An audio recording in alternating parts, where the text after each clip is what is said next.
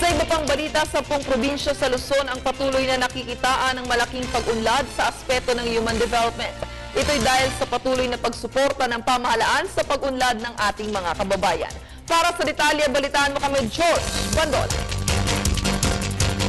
10 probinsya mula sa Luzon ang patuloy na nagpapakita ng makataong pag-unlad. Human development ang tawag dito.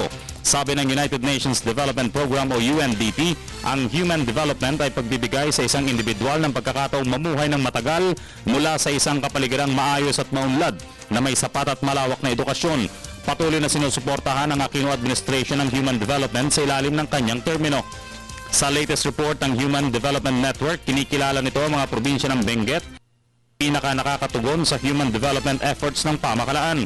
Sunod ang mga probinsya ng Batanes, Rizal, Cavite, Bulacan, Bataan, Laguna, Nueva Vizcaya, Ilocos Norte at Pampanga. Paliwanag ng mga nangungunang probinsya, ang pag-allocate ng pondo sa bawat isang tao nito ay pagbibigay ng mga pagkakataon para makapamuhay na maayos sa pamamagitan ng mga infrastruktura at maayos sa serbisyo ang susi.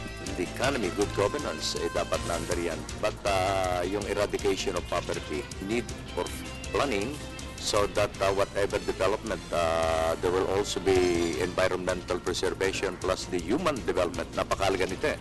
Nasa local government unit sa lalawigan on how they are going to prioritize the use of the resources. I-allocate mo yan sa edukasyon, kalusugan, at saka yung livelihood. Sa isinagawang pag-aaral ng Human Development Network, malaki ang inunlad ng mga probinsya ng Benguet mula sa ranggo nito noong 1997, kasama ang mga probinsya ng Biliran, Cagayan, Nueva Vizcaya at Catanduanes. Subalit pinuna rin ng HDN ang tila kapabayaan ng mga local government at komplikadong mga polisiya, kaya nahihirapang makaungos ang ilang mga probinsya.